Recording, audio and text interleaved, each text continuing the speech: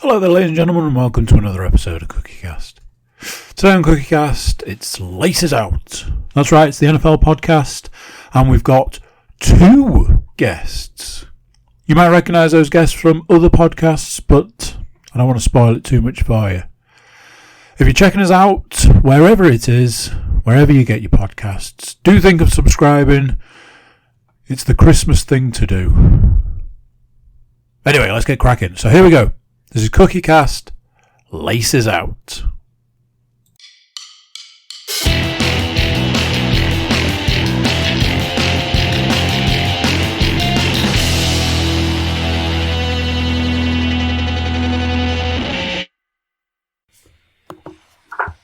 Recording in progress. There we go. Apparently, recording is in progress. We'll find out more as time goes on. It's NFL football. It's that simple. It's the Laces Out podcast. For you YouTube watchers, initially you might have been confused. You're like, I've tuned into the wrong football podcast. How has this happened? Wait, the idiot has put the wrong name on the wrong podcast. What a tit. But no. We've just decided to borrow hosts from other podcasts, Getting Over, Pursuit of Happiness, and the football podcast to join me and the hostess with the mostess to talk NFL football. I didn't specifically invite either of these gentlemen to talk, fantasy playoffs at all, so there's that. As soon as he's shaking his head, the less we say about fantasy from this season, the better. Because I'm just gonna go this season. A cliff or something like that. This okay, all right. Spoilers. I'm not in the playoffs. To brighten his day, to talk a little less fantasy and a little more, actual NFL football, let's go over to our NFL correspondent, Mr. Paul Williams, to talk last week's NFL football, if he can in fact get that sneeze out. It's stuck. No, definitely didn't want to come that one. It's stuck. Nothing worse. So, we're approaching the business end of the season. So obviously last week was week 14 of the regular season, which in theory, in a fantasy perspective, is the final season of the regulation. And then as soon as we enter weeks 15 through 18, that becomes the 4-week playoff system. So, 14 games last week, so there was the last 4 teams on bye, which I believe was the Colts, the Patriots, the Eagles, and the Dolphins. So every team is now on the bye. So for the next 4 weeks, it's now everyone's playing. There'll be 16 games. So 14 games, therefore 14 points up for grabs. In third place with a very respectable 10 out of 14 picks correct. As if that's only good enough for third place. He's not been having a great season, ladies and gentlemen. It is the host of the CookieCast. It is Mr. Andrew Cook. Honestly, Andrew, you were let down by the Ravens, the Panthers, the Bengals, and the Cardinals. Send your hate tweets to them as and when you see fit, my friend. Yes. Second, with 11 out of 14 picks correct, it is myself. I've hit a bit of a losing streak. It's not great. So therefore, the teams that let me down were the Panthers, the Bengals, and the Bills. I got that. I was so close on that one. So close. Indeed. Which does, of course, mean at winning the week with 12 out of 14 picks. So he only got 2 games wrong. He's back on again, ladies and gentlemen. It's Mr. Matthew Moore. So getting another point for the guest, putting the guest's points to 5. And the overall standings are Andrew with 2, Andrew with 2, the guest with 5, and myself with 7. So only a 2-point gap now with 4 weeks left to play. So the worst I can finish is second. Let's see what happens. But yes, guest closing on 5 points. It's almost. Let's see it's almost like I brought in 2 guests this week to get double bubble on that one. Well, you said that, but at time of recording, sadly only one of those guests has provided picks. So unless we do picks live on so the air... So we're doing live picks. Live picks. I love it. The suspense. It's been done before. If you live picks, I can send them if you want. It's up to you. It's up to you. You have the option, my friend. Do it live. Do it live. Do it live. Yeah, go on then. There you go then. We'll do that right at the end then. What a treat. No surefire way of getting the public to stick around and giving them a little treat. Yeah, I mean, are we not talking fantasy? Are we not talking about when... We can talk fantasy. There's absolutely nothing wrong with us talking fantasy. I mean, we could always talk about... If we try and get in depth with fantasy, I'm going to rip my own arm off.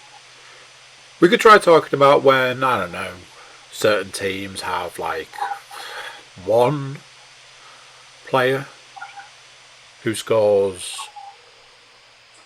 33 points. We can talk about that if you like. You know what makes it better? You know what makes that position better? When you switch over to your other fantasy team and you go, yes, I did have him. Thankfully, I did have him on the bench. Oh, double kick in the nuts time. That's just unforgivable. I am dead freaking last in the other league. It was a difficult one because it was like I was thinking about Dalvin Cook here, and I was like, well, you just got to risk it. I was like, looking at the dog shit that's on my bench, I'm just going to have to kind of throw shit at a wall and hope that it sticks. In another fantasy league that I'm in, I've got Madison as his backup as well. So I had both of them in. So it kind of turned it into an average of like 20 points for the 2 of them. But it was like, well, if Cook doesn't play, then I'm alright because I've got Madison in and he effectively does Dalvin Cook. It's not even Dalvin Cook light, it's kind of like Dalvin Cook, but not quite kind of thing. It's like it's not even a light version, it's virtually the same guy. So it's Dalvin Cook, but with an E on the end of his name. It's going to be interesting because Dalvin Cook's got his extension, hasn't he? I think so. Has he been there for 4 years now? I mean, the amount of games that he's played would suggest not. But then has he had 2 big injuries? God, it seems like there's one every year, doesn't it? He doesn't seem to have big injuries. He seems to have lots of little kind of random injuries. The fact that someone kind of effectively suggested that his shoulder was left wherever they played the previous week when he got injured, it was like, Dalvin Cook gone, but his left arm's still on the field over there if you ever want to pick it up for him. And then all of a sudden, he's playing, and you're like, well, hang on a minute, this sounds like a definite trap. It's a trap. So yeah. Yes, I missed out on the playoffs, but by some way. I wanted it to seem like I'd been, beaten at the last hurdle. That was not the case for me, anyway. So, anybody else have a win in the last week? Oh, I had a win. Was it a win though? Was it a win? Yeah. Does it feel like on the docket? I beat my opponent. does it feel like a win? Results did not go my way, and despite scoring 100 points more than 3 of the 4 teams in the playoffs, I'm not there. I mean, you can save the bitter for the beer podcast if you want, Paul. Sounds like sour grapes. Sour grapes. It sounds like we're doing a wine podcast. I mean, we need to save all these puns for the beer podcast. You know, bitter, sour.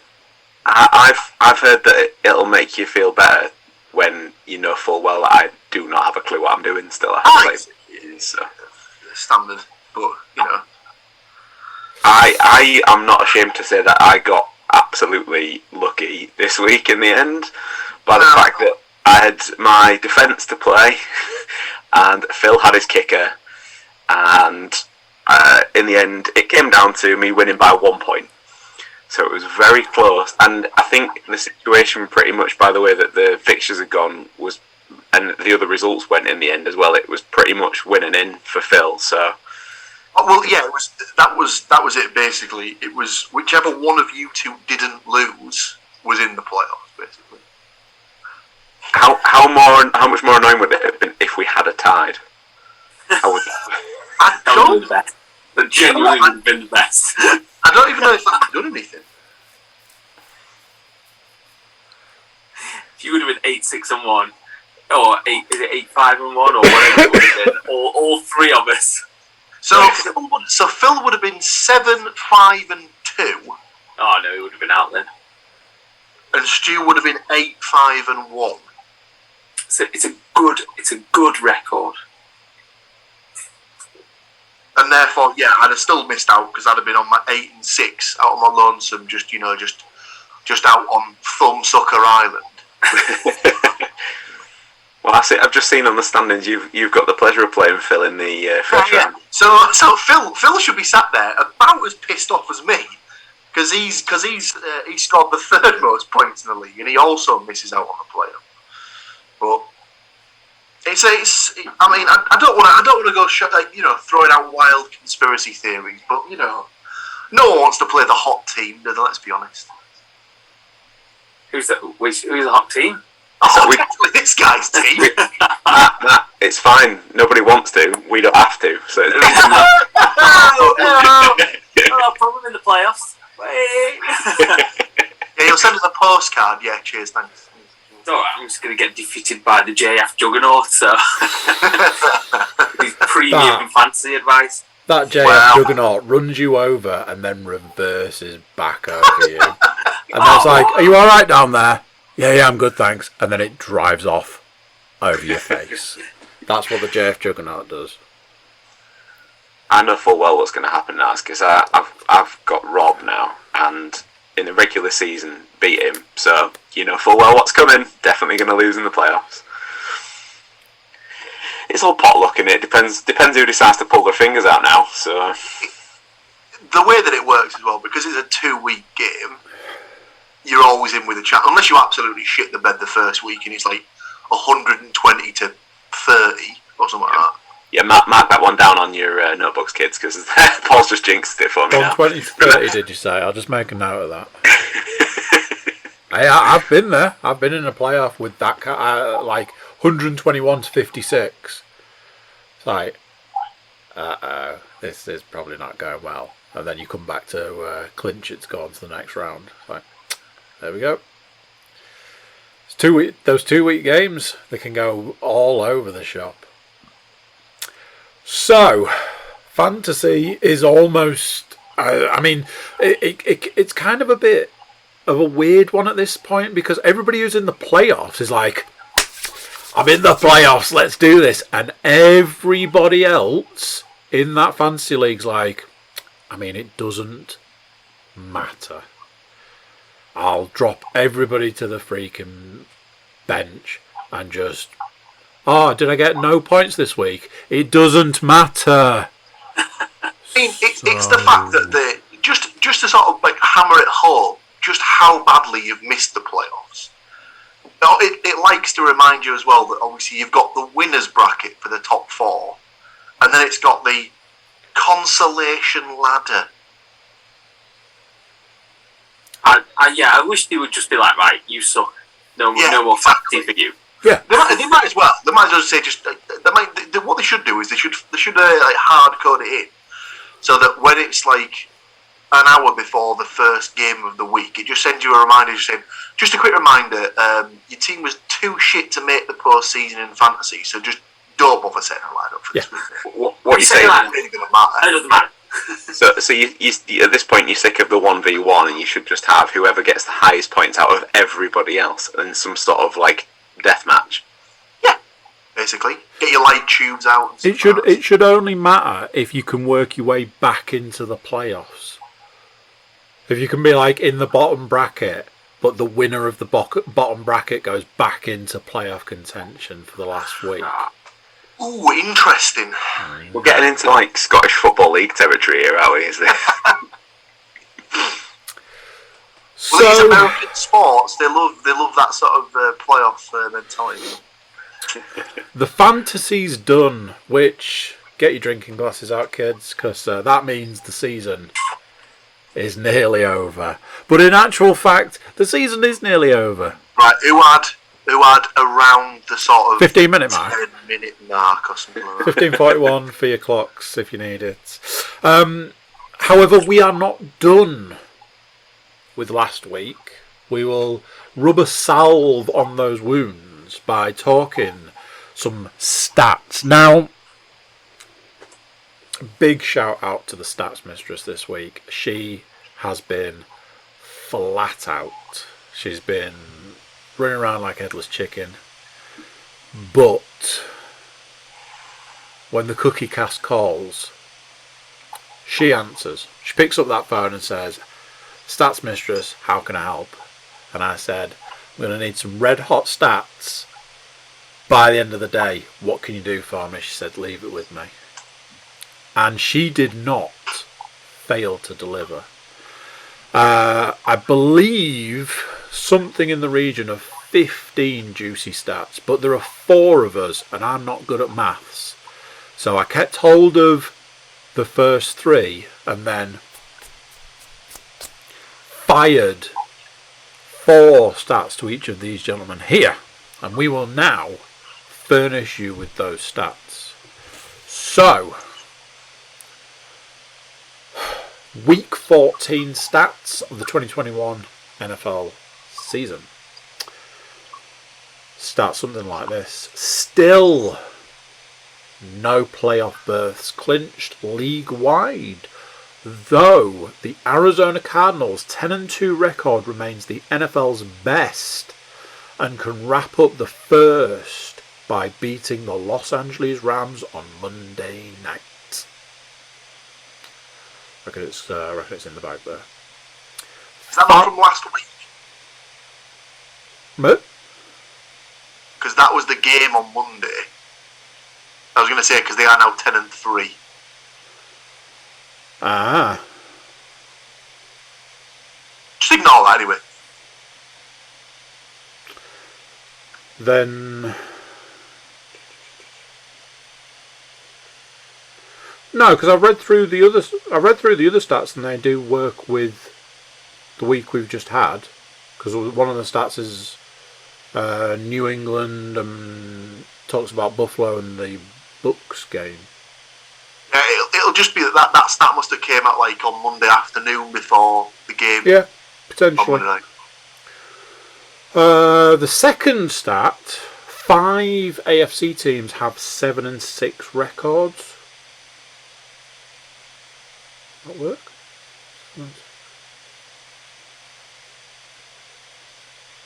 Yeah, with buys that works, doesn't it? Yeah, Yeah.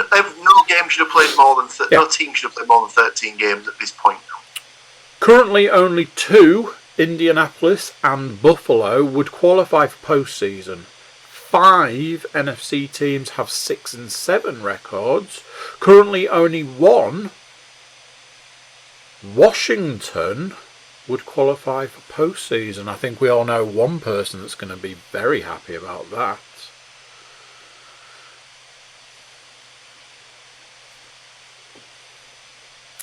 Number three. Number 3. After getting run over by the New England Patriots in Week 13, Buffalo became the first team in 30 years without any rushing yards by a running back in the first half of a game on Sunday. That approach allowed the Tampa Bay Buccaneers to build a 24-3 lead. The Bucs almost coughed up that advantage after half-time, when the Bills unleashed their backs for 7 carries and 64 yards. In reality, quarterback Josh Allen's touchdown run and a pair of touchdown passes allowed Buffalo to take the game into overtime before losing. Allen, who left Raymond James Stadium in a walking boot, essentially was the Buffalo ground attack with 109 yards. He has 308 more through the air. Now then, Stu, I think you might be up to deliver more tasty stats. You are also muted. You're still muted. Yes, I am, and no, I'm not. But yeah, Andy is correct. So on the other side to what Andy was just talking about, it was just another day at the office for Bucs quarterback Tom Brady. He threw his record-extending 700th career touchdown pass, playoffs included, and all the points for my fantasy team included, for the win in overtime, and displaced Drew Brees, ironically wearing his jersey as I read this, for the all-time record for completions. TB12 now with 7,156. Did you see the video of the ball boy getting to that ball as fast as humanly possible? It was like, nobody throw this into the crowd. At this point, I'd just like to point out the fact that at some point in the past, Stu has been incredibly annoyed that when a game goes to overtime, the fantasy points don't stop. I'm assuming he was very happy that they did this particular week. I mean, yeah, as they always say, it balances out over the season. I see. You got to play the hand you dealt at the end of the day. Oh dear. Next up then, if the Dallas Cowboys can dispatch a quality opponent like the Washington football team on a day when quarterback Dak Prescott doesn't play well and running back Tony Pollard isn't even available, then look out for them in January.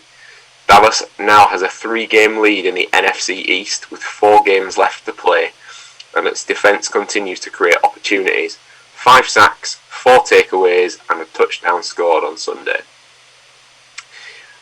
Green Bay Packers quarterback Aaron Rodgers still owns the Chicago Bears, throwing at least 4 touchdown passes against them for the 7th time in his career during Sunday night's 45-30 victory. An Arizona loss on Monday will push the Pack into first place overall in the NFC standings. And winners of 6 in a row, the Chiefs moved up to 3rd place overall in the AFC, but are now tied for the conference's best record at 9-4. Credit a defence that has allowed 17 points or fewer in each game during the streak, the first time Kansas City has managed that since 2013, and just 9 in each of the past 3 contests. The 2-time defending AFC champs are allowing just 10.8 points per game during their hot streak and have forced multiple turnovers in all but one of those games. Anybody want to trade their defence? Matthew, anything to add to that? No, yeah. So it was a tough day for Bengals returner Darius Phillips, who muffed a pair of punts and set up the San Francisco 49ers for 10 points in Cincinnati's crushing 26-23 overtime loss. A win away from being the AFC North leaders, the Bengals suddenly find themselves in 3rd place in the division and outside the projected playoff field. On the flip side, great day for Niners tight end George Kittle, who has most definitely returned to all-pro form just in time. Over the past 2 weeks, he is holding 22 catches for 332 yards and 3 touchdowns, Kittle's 6 touchdown catches are a career best. And a shout out to San Francisco wide receiver Deebo Samuel, who continues to sacrifice his numbers as a receiver while filling in as a ball carrier for this running back depleted group. Samuel became the first wideout in the Super Bowl era to score on the ground in 4 consecutive appearances. His 6 rushing touchdowns in 2021 are also a single season record among receivers since 1996. And now on to everyone's favourite team. I love the kind of, we're probably going to discuss it later, the NFL being able to establish themselves an international home. Well, we know what London's is going to be. The Jacksonville Jaguars laid an egg, literally 0 points in Sunday's loss to the Tennessee Titans as negative press continues to swirl around first-year coach Urban Meyer. He and rookie quarterback Trevor Lawrence, 14 interceptions in Nashville, were expected to resurrect this franchise, but it's already worth wondering if this will be their only season together, given how little progress has been made with the 2-11 team. Mr. Williams. Indeed. So, we'll continue with, although backup quarterback Tyler Huntley played reasonably well in relief, the bum ankle sustained by starter Lamar Jackson may be the injury the Baltimore Ravens can't overcome in this star-crossed season. If Jackson is forced to miss any time, Baltimore, despite retaining first place in the AFC North following Sunday's loss at Cleveland, may be done in by a schedule that still holds the Packers, ouch. The Bengals, ouch. The Rams, ouch. And the Steelers, ugh. Yeah, I'd like to see a tougher remaining schedule than that, to be honest with you. It's pretty stiff going. The Saints ended a 5-game losing streak. Quarterback Taysom Hill engineered the team's first win since starting quarterback Jameis Winston was lost to a season-ending knee injury on Halloween. It's about time to recognise that the Broncos' Melvin Gordon and Javonte Williams are as good as any running back tandem in the league. Sunday they combined for 194 total yards and 4 touchdowns. And they might just drive Denver, 7-6, into the postseason. And finally, the Pittsburgh Steelers continue to hover at 500, following Thursday night's loss at Minnesota.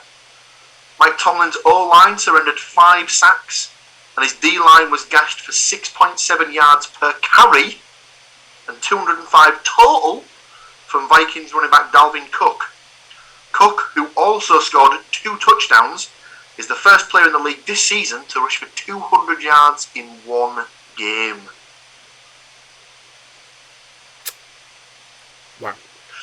Just before we go on to something else, in one of the stats that Matt brought up there about the overtime games and stuff like that, this has to be like a record season for overtime games. There's been what? There must have been double figures now. Because there was at least 1 week for the first, 7 weeks? For the first 7 weeks, there was an overtime game.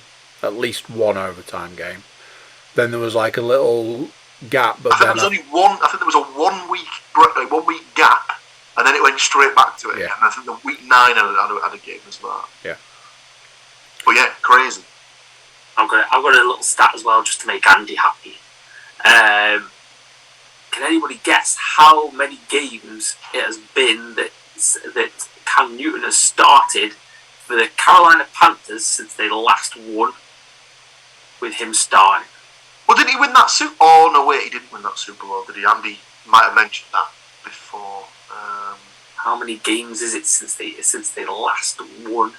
So run of losses. Well, he didn't play the entirety of last season. Yeah, and that was for the Pats, so that wasn't. Yeah.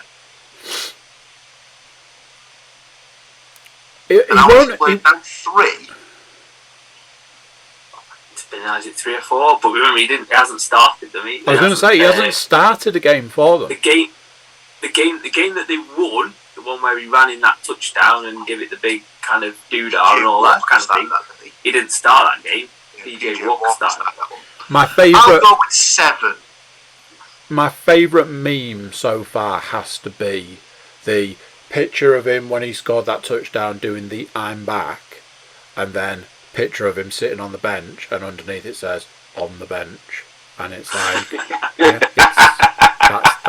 that's exactly where you are. You're back on the bench because you are fucking useless. It's been 11 long, lovely games that they've gone without him. With that he's started and they haven't won. They keep putting the stats up of how many games they've won without him and how many games they've won with him. And when he's not anywhere near that team, they seem to be able to win games weirdly. You know, like the Patriots. Something that I would like to bring up, I was going to save it until a little bit of a thing at the end, but I think we'll get it in now because we might maybe have to do a break before the end. The lookalike competition that was going on at the weekend. So I saw something that said first Bill Burr and now this, and it was the Packers game, and there was a camera on a guy in the crowd, and there was a camera on Aaron Rodgers. And it was the same person. It was the same person. It was Aaron Rodgers was in the crowd. Aaron Rodgers was like talking on the sidelines and stuff. But the best bit of it had to be when the guy in the crowd who's talking like this suddenly goes, looks dead at the camera, straight down the barrel, and just goes. I was like, this is just amazing. But I was like, I don't understand. First Bill Burr, because I hadn't seen the other thing. Is it Rex Burkhead? No, well, maybe, but the picture I was no, it wasn't him. But I'll see if I can find it. But I until they said his name, I was convinced it was him. And the best thing is, a skit or something. So obviously, Bill Burr is a massive NFL fan, a massive Patriots fan. So obviously, like getting called out on the by the NFL. That was it, Cameron Johnson. But even better was where it's always one of those things. I should have done it beforehand, but can I really quickly do it? Oh, there we go. So.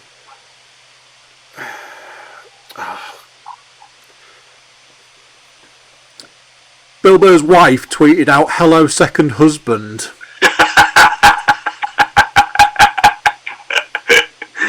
I was like, way to lean into it. So, the lookalike competition that was apparently being held in the NFL on Sunday, which was a load of fun. So, we're going to take a momentary break so that we can sell some products, hair and other. While we're not here, do take a moment to check out the lovely, lovely products. And obviously, the podcast gets a tiny kickback from those lovely products. And we'll be back with next week's picks and I believe some live picks. How about that? We will be right back. See you in a minute. Recording in progress. Absolutely duty. Fantastic products. So, back to our own fantastic product, and a product of our own creation. Paul Williams is going to talk us through next week's games, the standout games, now that all the teams are back and back at it. And as I hinted, some might say teased earlier, live picks. So, Paul, hit us with that rhythm stick. Certainly will, Andrew. So, as we discussed, all 16 teams now back. No, not all 16 teams. All 32 teams, apologies, are now back in play. So we have a full slate of 16 games for the next 4 weeks. Something we also have started this week is the start of the Saturday games in the NFL. Ooh. So we'll still have the usual Thursday night game, I believe, for the next 3 weeks. I think this week. Oh, is it? Does it not continue on? I think it was last week. I thought they did the Thursday game right up until the last week of the season. No, maybe. But I suppose if they're throwing Saturday games in as well, maybe they don't need it as much. So we've got potentially one more Thursday night fixture, which is the Kansas City Chiefs at the Los Angeles Chargers. As stated before, both myself, Andy, and Stu have already supplied picks, but obviously for you lovely, lovely people, Matthew Moore is going to provide his picks on the air. So, Matt, who do you fancy out of the Chiefs and the Chargers for this one? I've gone with the Chiefs. I think they're just rounded into form, just at the right time or wrong time for everybody else. Was it in the stats that it said they've won 5 on the spin? I think so. Yeah. Yeah. Yeah. I think it's going to be high scoring. I think it's going to be proper. This has that flavour of. Do you remember a couple of seasons ago when it was a Thursday night game and it was Chiefs versus Rams, and I think it was 51-49. I was going to say whatever the points total is, over whatever that is, bet the over, because Christ Almighty, it's going to be. Saying that though, it's not as if in this sort of 5-game winning streak, it's probably the worst 5-game stretch that Mahomes has ever had. Because it's not been great on offense. They've been getting it more done on their defense, strangely enough. But I wouldn't be surprised if it is a bit of a shootout, to be honest with you. Next up, it's the first of the Saturday games, which I believe is at 9:30 on. This is UK time, of course. So we have the Las Vegas Raiders travelling to Cleveland to take on the Baker Mayfield-less Cleveland Browns after his positive COVID test today. Mr. Moore. I'm going to change my pick. I had gone Raiders, but being as old Case Keenum's going to be starting, I'm going to pick the Browns because I think Baker's been an absolute liability. I'm going to change my pick based on that news that the quarterback situation in Cleveland's changed. So I'll now pick the Browns, obviously, because their quarterback has arguably increased.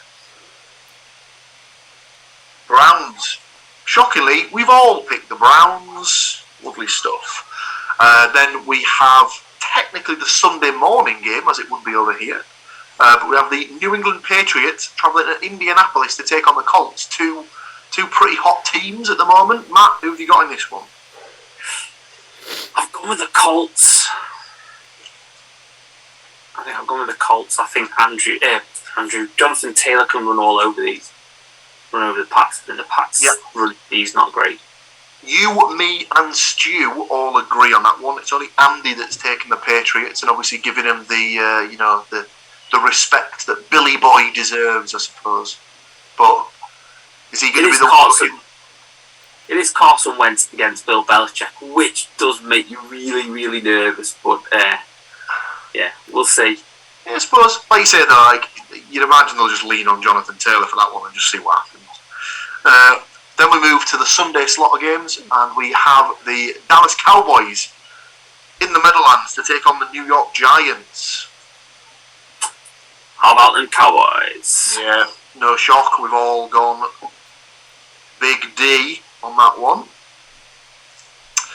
Next up, oh dear God, we have the 2-11 Houston Texans versus the 2-11 Jacksonville Jaguars in a game that, let's be honest, no one wants any part of. They could honestly turn up to that game and be like, is everybody okay if we don't play? So and people are like, yeah, that's fine. Stadium's empty anyway. Let's say the stadium holds, 60,000, let's just say as a rough guess. It's probably more than that, but let's just say 60,000. Would we be better off picking the amount of empty seats in the stadium rather than the correct team that's going to win this game? 56,000. Are Are you taking the Jags, did you say, Matt? No. Is it at the Jags? It is in Jacksonville. Oh, yeah. So it'll be 23,000, 24,000. It's pathetic. The top will be out again. It'll be at least a full championship capacity stadium's worth of empty seats. Let's put it that way. But yeah, I've gone the Texans. So put you down for the Jags. Settle down. well, I went for the Jags. So week in, week out, I just say, can you imagine being Trevor Lawrence? Can you imagine just that trajectory of your career just going like that, and then hearing, and the Jacksonville Jaguars draft Trevor Lawrence, and just the realisation of, well, that's my career over. Thank you very much. I'll get as much money as I can out of this season, and I don't know. I hear farming's good. Maybe I could get into driving a tractor or something. I do get that, but it's like a competitor. Do you not reckon there's some sort of part of him that's like thinking, "Ooh, I was brought here for a reason. You know, I've got to return this once proud this potentially proud this." I hear London's nice. Franchise. we'll just go with that. I'll get me to its former glory. Yeah. I think the worst thing is with NFL contracts and the way that the whole collective bargaining thing goes is he is stuck there for 6 years. Because is it 3 or 4 year contracts? You get your rookie deal's normally 3 or 4 years, isn't it? Yeah, and then you can franchise tag. And potentially you could keep on getting franchise tag till you decide to retire, but it get very, very expensive. But you just think, for God's sake, you've got to do something to make that team not be terrible. I mean, because of course the Carns have got previous of making teams really, really good. I'd maybe suggest putting the fire out to start with. This team is on fire. Maybe we should deal with that to start with, and then think about doing something with it. It's like that meme of that little kind of guy sat in the middle of the fire, just blinking. Well, here's a quick suggestion. Maybe don't put the best running back that's pretty much on your franchise and let him go somewhere else and win a Super Bowl. How about that as a starter? Now that's a good idea. Oh, but he likes to have a fight, doesn't he? So best get rid. We'll move on. We could spend all day talking about how terrible the Jags are. Next up, we've got the Tennessee Titans travelling to Pittsburgh to take on the Steelers. This one's a difficult one. I've gone with the Steelers. Yep. Same as me and Stu on this one. Only Andy in the Titans camp.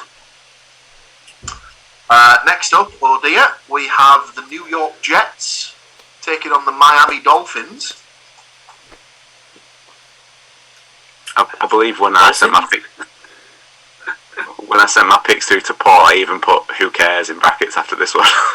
I mean, the fact that you put it against this game and not the Texans Jags game made me question you as a person.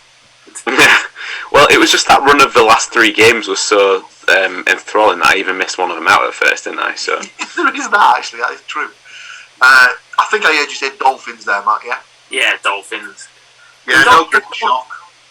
The Dolphins can get into the playoffs, can't they? Still, I think. Well, they've won 6 on the spin, I think.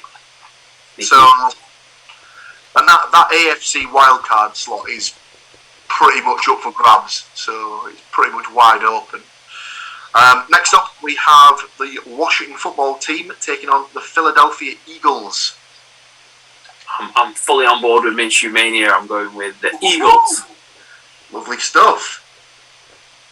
See, both Matt and me believe in the Moulay. That's what it is. It's all about the moulet and moustache. It's all there. I mean, do you reckon at some point his main aim is to sort of, if they do a remake of Top Gun, that he gets cast as, you know, some part of it or something like that? Smokey and the Bandit, I think, is more. I take it they don't have mirrors in them locker rooms. It's just like, I'll do. Let's go. Hey, listen, if he wants to live in the 70s and 80s, you let him live in the 70s and 80s, my friend. Or, if he does want to be a wrestler in the late 80s / early 90s, he's got the perfect haircut, let's be honest. Yeah. We continue with the Arizona Cardinals travelling to Detroit to pretty much hang a loss on the Lions, I presume. Yes, Cards, yeah. Of course. Clinch that playoff spot. And potentially similar, we have the Cam Newton's Carolina Panthers hoping to keep up that losing streak with him at starting quarterback up against the Buffalo Bills. Yeah, Bills. Yeah. You'll all be shocked to hear that we've all gone for the Cardinals and Bills those last 2 years. Next up, we have the Cincinnati Bengals at the Denver Broncos. I've gone the Bengals. Yeah. Both me, you and Andy agree on that one. Stuart's taken the Broncos. Obviously something about the air that he likes the look of. Well, I've had a bit of time looking at the stats for Joe Burrow this season on the basis he's been my backup quarterback, and he seems to be a bit. He's definitely points-wise gone off the boil in the last sort of few weeks. So I figured the air thing might teams do go to Denver, and it is a thing that I have learned over the last few years. So I don't know if it's as easy to say it as Jamar Chase goes, the Bengals go. Yeah. To be honest with you, because he seems to have been, even though they've got Joe Mixon and, you know, T. Higgins, a couple of other people right here and there, he seems to be the majority of that offense, and it's pretty telling that if he doesn't have a good game, they don't really tend to win. I think I messaged you guys the other day. I don't know what is, obviously you hear about, the quarterbacks, they hang out with the O-line, they buy them watches, they take them out for dinner, all this kind of thing. Obviously Joe Burrow's done none of that because they hate him. They must hate him. How every week he gets his head taken off, like multiple times. Just like, they obviously hate him. Why do they hate Joe Burrow? Like, it's just, here they come, like 4 of the defensive line just bearing down on him, ready to murder him. And they're like, it's because they were all best mates with Andy Dalton, and they were like, you mother. Anyway, we next up have the Atlanta Falcons versus the San Francisco 49ers. I have a feeling how you're going to pick this one. Gone the 49ers, but this one was. I really kind of had a little think about this one because the Falcons are not too bad at the moment. So, surprisingly enough, you, Stu, and Andy have all gone for the 49ers. But I think the Falcons might have something here. And for some reason, the 49ers just do not like playing at home. For some reason. No. So. And the fans do not like them playing there either, apparently. They boo the shit out of them, would be the. Yeah, sounds about right. Next up, we have the Seattle Seahawks at the LA Rams. I've gone Rams, but again, not confident with it. Yeah, it's another clean sweep. We've all gone for the Rams on that one. Isn't there something like in the head-to-head, the Rams have beaten them something like 18 out of the last 20 games or something like that, something stupid like that. But yeah, I think it's a bit of sadly another lost season for the Seahawks. Closing out, we've got 3 games left, so we have the Green Bay Packers at the Ravens. Packers. That's the number 1 seed, Green Bay Packers, no less. Yeah, again, we've all gone for that. I think even if Lamar was 100% healthy, I think we'd all probably still pick the same way because he's gone right off the boil, hasn't he? So. Right, Sunday Night Football. New Orleans Saints at the Tampa Bay Buccaneers. The Bucks. I've gone with the Bucks. Yeah, no great shock there. I think it could be closer than it sort of seems on paper, as Alvin Kamara's now back. But you'd imagine the Bucks will have too much for them. And closing out the week, I don't know what we've done to deserve this, but we've got the Minnesota Vikings at the Chicago Bears. How bad is that? The Vikings have basically had another bye here. They had the Thursday night game last week, and they've got the Monday night game this week. So what's that? Is that 13? No, not 13 days off. 10 days off, that is. Mental. Thoughts? I've gone with the Vikings. I mean, they'll probably find a way of effing it up, but that would be the kind of, you know, the Bears don't look much shakes either. So apart from Justin Fields looks good every now and again. But you'll all be shocked to hear we've all gone for the Vikings. The Bears pretty much just need to be put in a bin and just told to go up for the season. But that, my friends, is all of next week's games. Or this week's games, if you will. Let's see how we get on. So that puts us into the position of any other business.